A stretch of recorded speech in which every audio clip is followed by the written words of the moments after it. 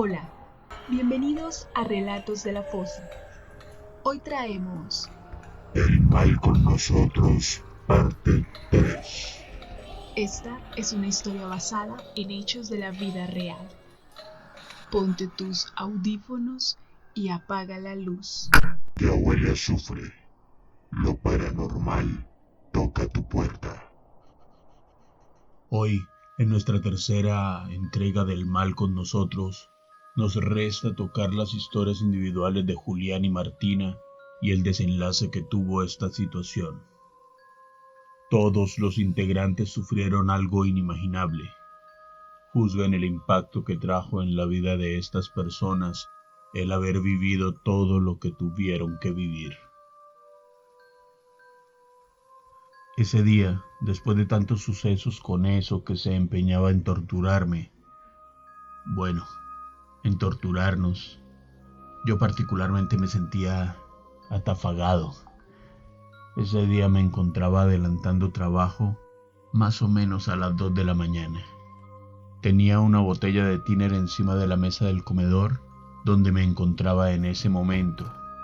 Me levanté a hacer, no recuerdo qué, tal vez a traer algo.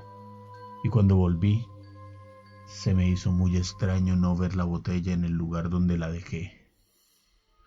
Pensé que era el cansancio, pero no recordaba haberla movido para ningún lado.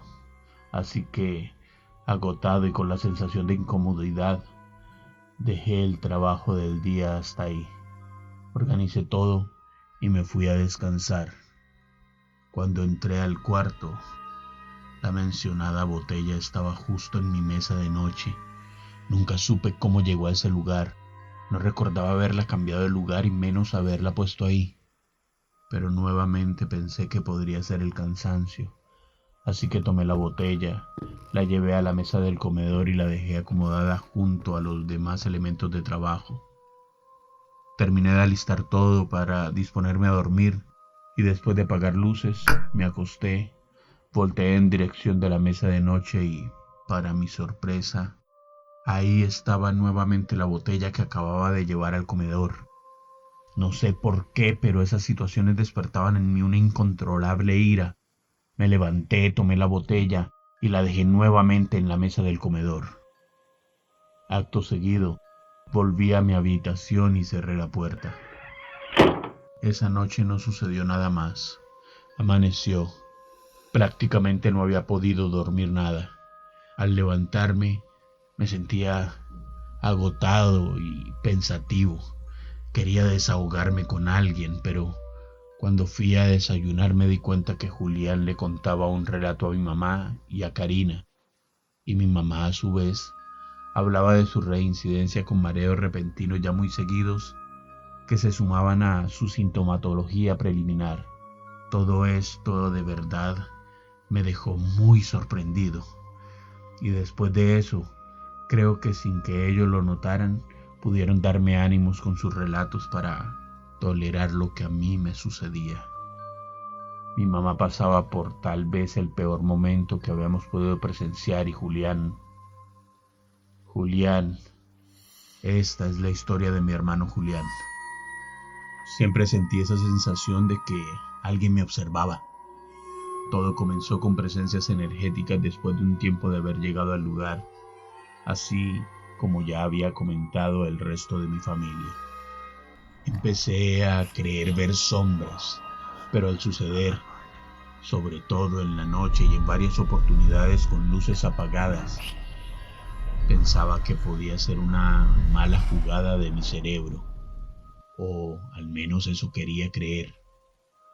Una noche estaba en la sala con casi todas las luces encendidas y con el rabillo del ojo logré ver pasar una mujer de estatura promedio, pelo negro y vestido blanco dirigiéndose hacia el patio.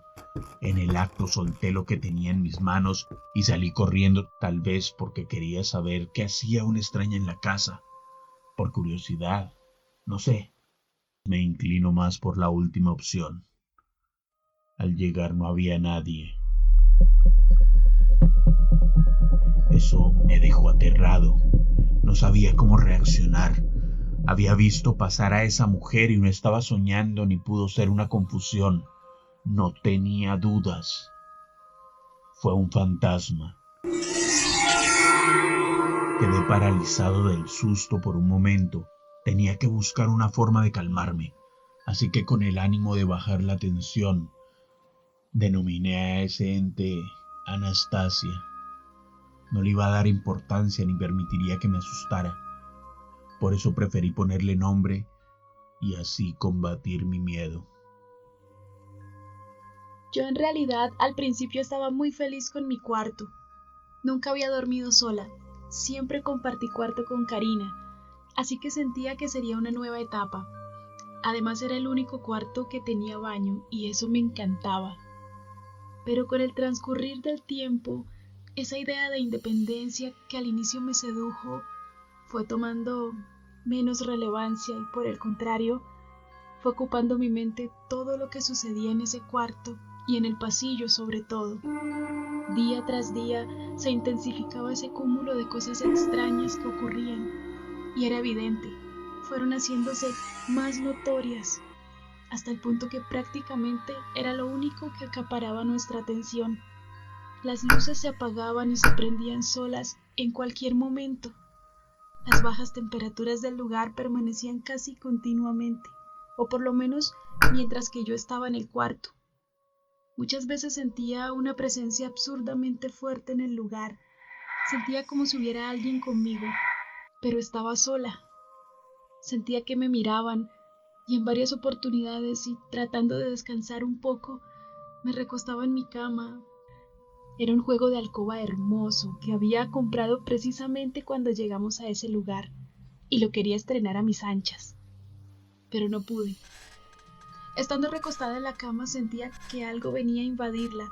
Parecía que alguien estaba sentado o acostado en el colchón y permanecía ahí, conmigo. Con todo el miedo del mundo, no quería dejar de utilizar mis cosas por eso que nos perseguía o nos atormentaba, así que intentaba ignorar la situación, pero eso no funcionó. Todo fue tomando un rumbo aún más fuerte. Al poco tiempo comencé a experimentar parálisis del sueño de manera medianamente frecuente. La primera vez fue la más particular de todas. Recuerdo que me acosté con la luz prendida y mi madre estaba en la cama del lado. De sopetón recuerdo que abrí los ojos y sentí una presión en el pecho. Me encontraba muy asustado. Solo trataba de levantarme, pero por más que lo intenté, no pude despegarme de la cama como quería hacerlo. Con todas mis fuerzas lo hice tan solo un poco. En ese momento mis pupilas recorrían en derredor y sentí como mi visión se había distorsionado paulatinamente y a medida que transcurrían los segundos veía menos. Pude identificar la luz amarilla del bombillo y vi a mi madre acostada en la otra cama. Aterrorizado quise gritar para pedirle ayuda, pero no era capaz de pronunciar sonido alguno. Esto debe ser una especie de desdoblamiento. No puede ser. Quiero volver a mi cuerpo, pensaba. Sentía un miedo indescriptible. Mi reacción fue orar y pedirle a Dios que me ayudara a volver a mi estado normal. Traté de relajarme por completo y simular adormecimiento. Cerré los ojos y al abrirlos pude volver a la normalidad. Asustado por lo sucedido, desperté a mi madre para contarle. Ella, en su estado de depresión profusa y además bastante somnolienta, no me prestó la atención necesaria, así que apagué la luz y me acosté al lado de ella. Quería luchar por tomar posesión de mi habitación con lo que fuera, y mi pensamiento era que no me iba a dejar vencer tan fácilmente.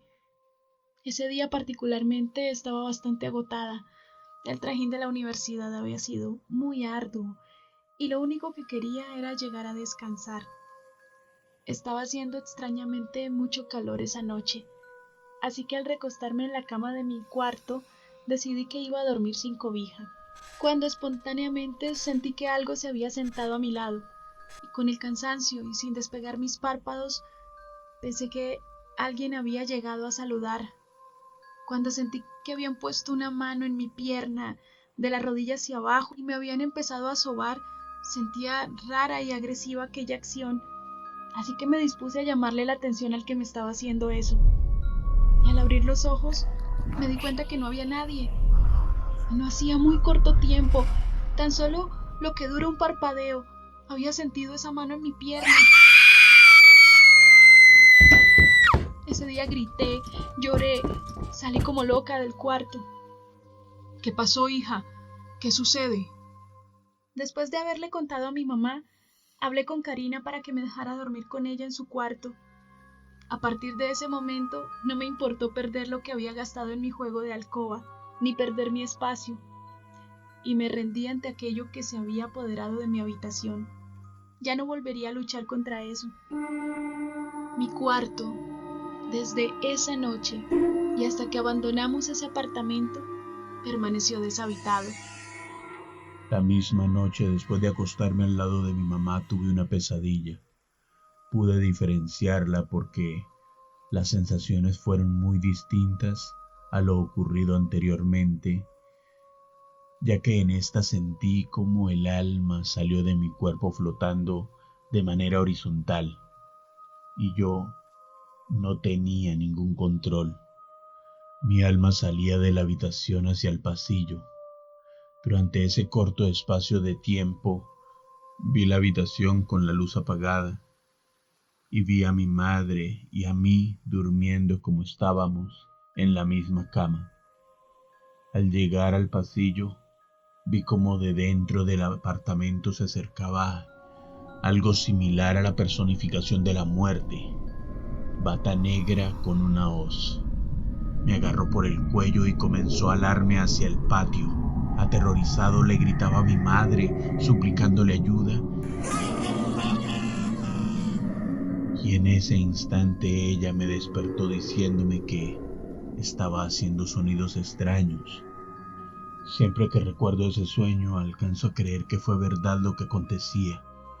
Fue algo muy vívido y que me produce incomodidad solo recordarlo. A partir de ese momento decidimos con mi hermana que dentro de lo que pudiéramos teníamos que acompañarnos permanentemente. Algo positivo es que ese lazo que tenemos como gemelas que somos se fue volviendo más fuerte y poderoso. Orábamos juntas ante cualquier dejo de paranormalidad, sombras, espectros, sensaciones que permanentemente querían atacar de cualquier forma. Esa noche, al llegar del trabajo hice una parada en la tienda para comprar algunas cosas que faltaban para la comida. Entre charla y charla con el tendero, le hice el comentario sobre que pronto nos iríamos de ahí porque ya se acababa el contrato y que habíamos decidido mudarnos. El tendero me dijo que era muy curioso que hubiéramos durado tanto. En ese lugar las personas no llegaban a vivir más del año. Pero cuando le pregunté por qué, me dijo, no sé, simplemente la gente no se amaña ahí.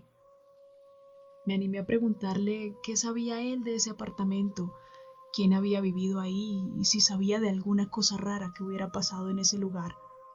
Me respondió que el dueño de ese edificio había comprado una casa vieja que había ahí. Era una casa donde muchos años atrás se había suicidado alguien. No sabía más, pero esa casa estuvo deshabitada por mucho tiempo y el nuevo dueño construyó ese edificio. Yo quedé paralizada cuando escuché eso. No supe qué decir, así que tomé mis cosas y me fui al apartamento para contarle esto a mis hijos. Ese ente, Anastasia como lo llamaba Julián, tenía que ser esa persona que mencionó el tendero. Estaba sentado en la sala. Recuerdo que estaba viendo televisión alrededor de las 10 de la noche y de repente empecé a sentir un olor extraño, un olor feo, como a basura fétida, pero no había nada que emanara ese olor. Era como un olor a carne podrida. En conjunto con eso, tuve una extraña sensación de ser observado y de forma instintiva miré hacia la puerta de la entrada del apartamento. Ella estaba provista de unos vidrios y a través de estos se podía ver para dentro como para afuera. Al fijarme, vi una cara muy extraña. El mentón terminaba en forma triangular. Era de un rojo intenso como si fuera un carbón encendido y unos ojos también triangulares, amarillos, muy tétricos. Me generó un miedo que jamás había experimentado. Extrañamente no pude quitarle la mirada de encima. Nos estábamos viendo fijamente, pero yo ya estaba petrificado. Mi reacción fue comenzar a orar y pedirle a Dios que me ayudara con todo esto, sin quitarle ni un instante la mirada. Por inercia, señalé a la figura situando a la distancia mi dedo índice entre sus ojos. No te llevarás mi alma. Luego de eso, pude parpadear por fin y me relajé por un ínfimo instante. Volví a mirar y ya no había nada. Impactado fui hacia donde mis hermanas. Trataba de contarles todo, pero estaba en shock. No podía expresarme y empecé a llorar. Cuando lo vi así, lo único que se me ocurrió fue consolarlo un poco para que se pudiera calmar, por lo menos para que me contara qué había sucedido. Solo que cuando me contó no podía imaginar lo que había sentido en el momento. Pobre Julián, yo no sabía qué decir, así que buscamos a mi hermana Karina para que nos ayudara un poco. Al fin y al cabo, ella estaba más serena y con cabeza fría frente al tema. Nos dirigimos a hablar con Karina. Estaba con mi madre. Les conté la situación y decidimos que sería mejor orar. Oré con tanta fe que mientras lo hacíamos con los ojos cerrados, sentí una presencia maravillosa y de alguna manera también sentí que esta presencia me abrazaba. En esos tiempos yo estaba en el colegio. Al otro día fui a clase, pero por primera vez, y hasta el momento única vez, me sentí en un estado de plenitud, una felicidad inexplicable. Fue un día como cualquier otro, pero ese día fue el más feliz hasta ahora. A los pocos días tuvimos la visita de unos amigos de la comunidad. Ellos eran bastante doctos en energías paranormales. Oramos ahí en la casa. Me parecía muy extraño ver que una de las personas que estaba ahí miraba mucho hacia el pasillo y la puerta. Se le veía preocupada. Después de la oración y aún sin saber nada acerca de lo que constantemente padecíamos, sus palabras fueron muy claras y concisas. Nos dijo que había algo en ese lugar. Eran dos fuerzas que se sentían, una hacia la parte de atrás del apartamento, hacia el pasillo y el patio, pero que no era maligna, solo que era muy fuerte y parecía que se quería manifestar con nosotros, y la otra era fuera del apartamento. Sentía que eso que estaba fuera no podía entrar, pero era maligno y poco a poco iba a llegar a nosotros. Era cuestión de tiempo para que algo malo pasara. Sentía que cada momento que pasaba, esas energías se hacían más fuertes y que cada día se intensificaba más, como ya venía sucediendo. Así que era perentorio dejar ese lugar lo más pronto posible. Mi mamá estaba muy afectada en su estado de ánimo y podía que eso que estaba ahí la estuviera usando como herramienta para hacerse notar. Quedamos en shock porque nunca le mencionamos nada de lo que pasaba en el pasillo, y menos sobre lo que había visto Julián fuera del apartamento. Con solo la mirada entre nosotros, nos dimos cuenta que todos estábamos de acuerdo. Debíamos irnos. Las palabras de esa mujer retumbaron en mi cabeza un par de días. Me recordaron lo que me contó el vecino de la tienda días atrás. Tenía lógica. Ese fantasma rondaba un lugar específico del apartamento. Y en mis sueños, esos seres demoníacos nunca entraron al apartamento. y Julián lo vio afuera también. Tenía mucha lógica.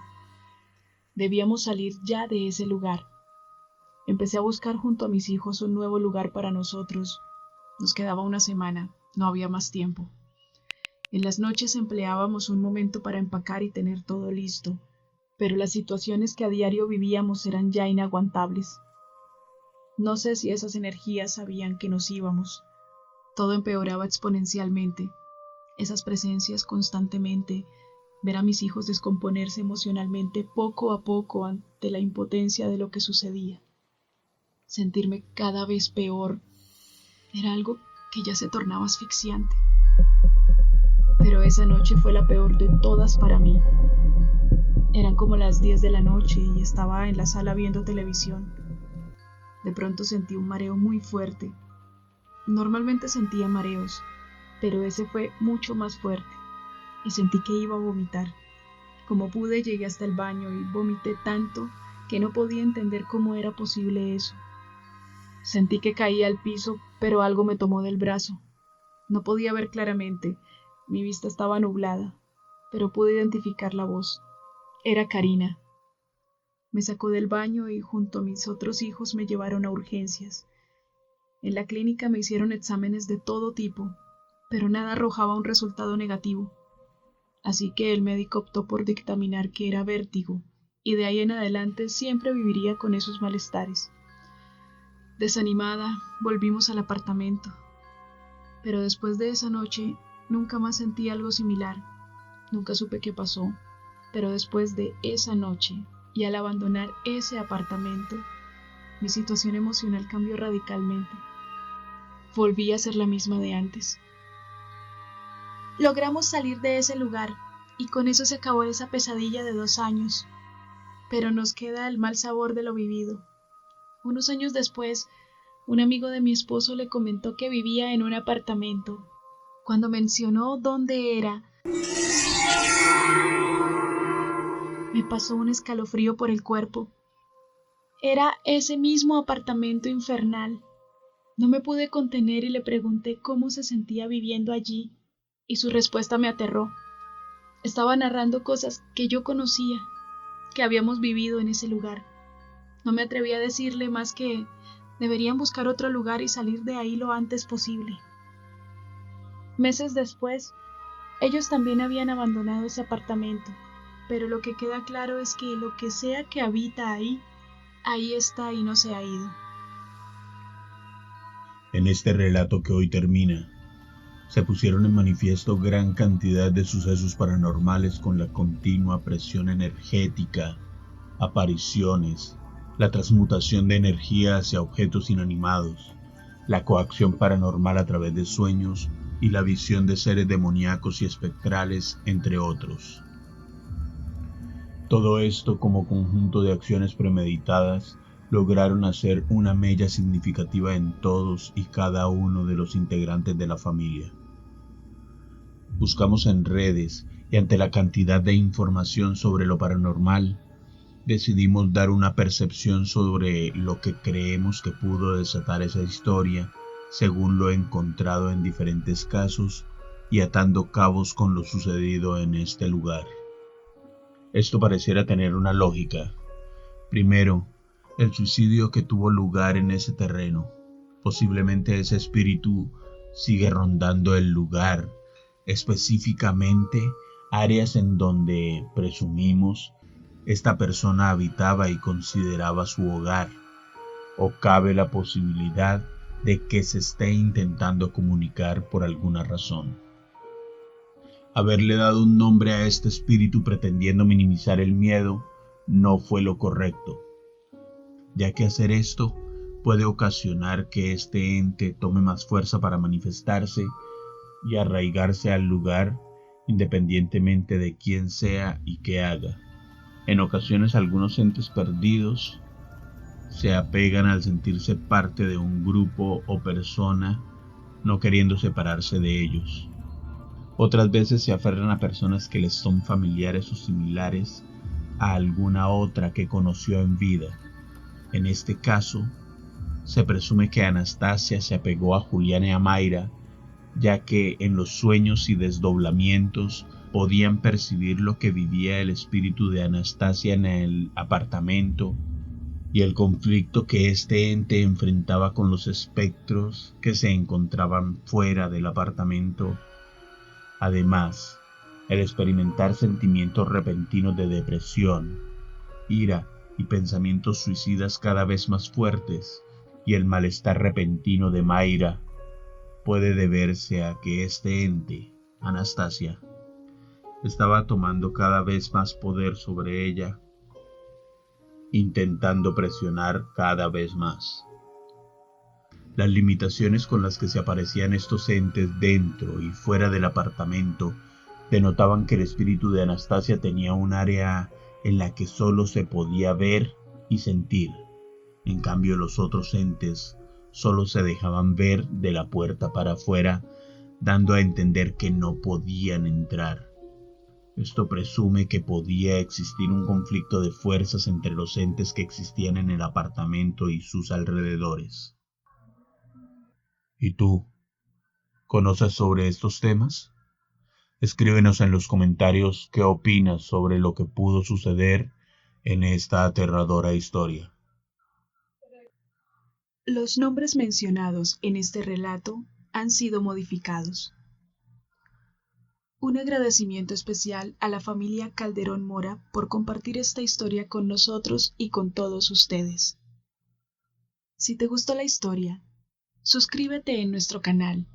Activa la campanita en la opción Todos para que no te pierdas nuestros estrenos. Dale pulgar arriba y comenta. Si tienes una historia paranormal que quieras compartir con nosotros y que quieras escuchar en este canal, cuéntanosla ya sea por medio de un audio o de manera escrita, a través de nuestro correo electrónico, el cual dejaremos en la descripción del video y propenderemos porque la escuches próximamente aquí en Relatos de la Fosa. Tenemos una cita para la próxima semana. Que duerman. ¿Para qué miento? Este canal se creó para despertar tu miedo y no dejarte dormir. Buenas noches.